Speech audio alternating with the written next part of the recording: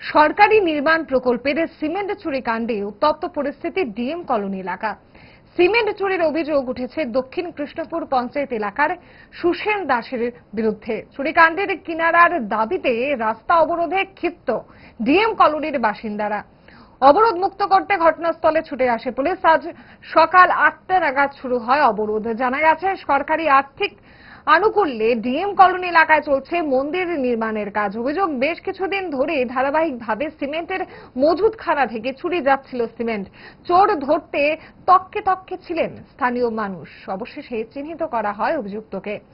অবরোধ প্রসঙ্গে স্থানীয় একজন অভিভাবক সংবাদ মাধ্যমকে কি জানিয়েছেন দেখুন।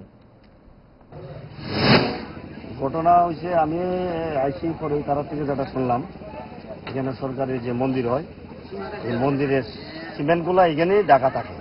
কয়েকজন পাহারাদার পাহারা দেয়। কালকে বৃষ্টি ছিল, একদম মানুষ জনশূন্য ছিল। ওই সময় বাইক দিয়ে নাকি কোনো বাচ্চা ছেলে 2-3 জনে তারা দেখছে যে 2 বস্তা সিমেন্ট তারা বাইকে করে নিয়ে গেছে। এর আগেও এখান থেকে 3টা সিমেন্ট প্যাকেট নাই, চুরি হয়ে গেছে। সেবা কারণ হিসেবে আগেরটা তো মানে বলা যায় না, এখন যারা শোনা গেছে সুসেন দাস, এটা উপপ্রধানের বড় ভাই, হ্যাঁ নাকি এখান থেকে নিচে। তারপরে গ্রামের থেকে তারা খবর ফোন করতেছে বারবার, তারা কেউ আসতে রাজি না।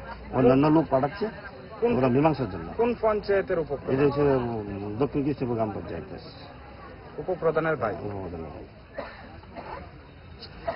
কি চাইতেছেন বর্তমানে? চাইতেছি কি তা আসুক একবার, আসলে মানে কি হয়, ওরা আসতে রাজি না কেন ওইটাই জানতে চাইছে, যে আসতে লাগবে কেন। অন্যান্য যারা মুখ্য আছে গ্রামের, তারা চাইতেছে কি, তারা চাইতেছে আমরা বিকালে বা রাত্রে আমরা বই এসে শেষ করতে। তারা কিন্তু গ্রামের যে যুবক ছেলেরা তারা বুঝেছে না, এখন এখানে আসতে লাগবে। আমরা 2 ঘন্টা ধরে অপেক্ষা করতেছি, সে তার গাড়ির মধ্যে বসে থাকে, আসলো না কেন। এখানে আসতে লাগবো, এখানে এই কইতে লাগবো যে কি করা যায়, সংশোধনটা করা, কেমনে সংশোধন করা যায়, হের মুখ থেকে শুনতে চাই আর কি করা। কোন এলাকায়? এদিকে ডিএম কলোনি গ্রাম। কিসের মানে কাজ হইতেছিল এটা? মন্দিরের কাজ।